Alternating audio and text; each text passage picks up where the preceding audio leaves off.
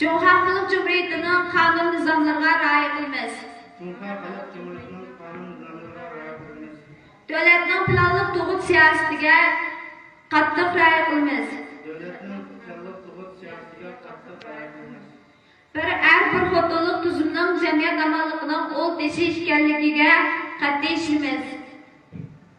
Bir xotinlik tuzumning jamiyat amalligining o'z deshi ekanligiga qat'iy ishlaymiz. Bu xil tuzumni yaxshi ko'ramiz va hurmat qilamiz. Uning izzat hurmatini qo'llaymiz. Yashalganlarni beqish mas'uliyati va farzandlarni tarbiyalash majburiyatini ado qilamiz.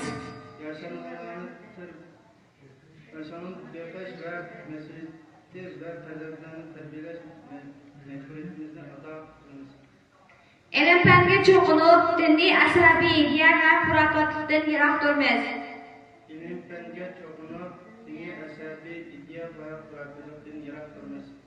Hozirdan boshlab o'yinish bizga yuklangan mas'uliyat va majburiyatni o'rtoq ustimizga olamiz.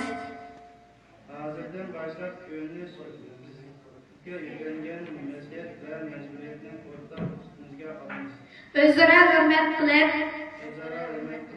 o'zaro ishinib, o'zaro yo'l qo'yib, o'zaro hamdamli bo'lib,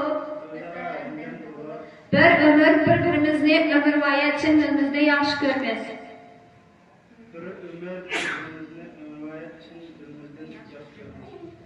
Amdi yigitni so'z qilish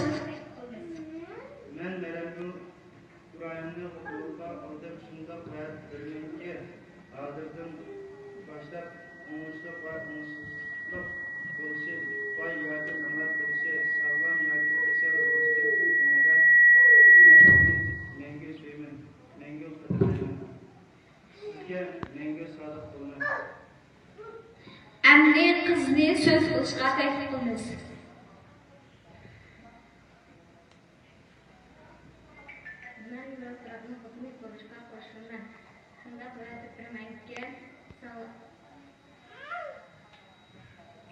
Hazırdan başlap olmuşluq yoki umutsuzluq va yoki nafrat bo'lishi uchun qat'iy nazar sizni mangu sevman, mangu qadrlayman,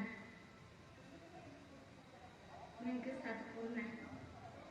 Amdi yigit bilan qizni birlikda so'z qilishni taklif qilamiz. O'yinimiz bizga yuklangan mas'uliyat va majburiyatni o'rtoq ustimizga olamiz. Ota-onamizga vafodor bo'lamiz, farzandimizni yaxshi tarbiyalaymiz. O'zaro hurmat qilishimiz, qonun tuzumga anglab rioya qilamiz. Boy yoki nomard, sog'lom yoki kasal bo'lishidan qat'iy nazar, erkaklarda bo'lamiz. Bir-birimizni sevamiz, muhabbatimizni qadrlaymiz, umrlik allohdan bo'lamiz. Bugungi va'damizga amal qilamiz. Qasamlarga chiqamiz.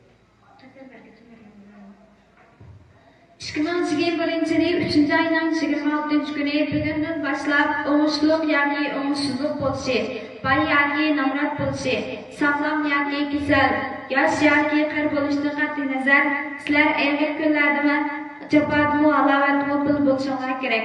Sizlarning bugungi qasminglarga naq maydondagi urug' tuqqanlar, mehmon do'st birodarlar guvoh. To'y xatib bo'lsa sizlarning ayollik munosabatlarni isbotlaydigan qonunliq guvohnoma. Sizlarning bir umr ativolab saqlashinglarni umid qilamiz. Men Yangi Oila xalq ishlari idorasi vakolatidan sizlarga eng samimiy baxtni tilayman. Cumhuriyet Halk Cumhuriyeti'nin haq talab qonun dasturida belgilangan o'yinish xati olishlar ayollik munosabatini turg'izgan bo'ldi. Sizlarning o'yinish munosabatinglar mana bu daqiqada vujudga keldi.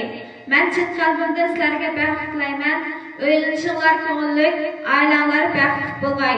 Qani o'tirgan mehmonlar mush yosh bir juftlarning hozirdan boshlab arxotin bo'lganligini qizg'in tabriklaylik.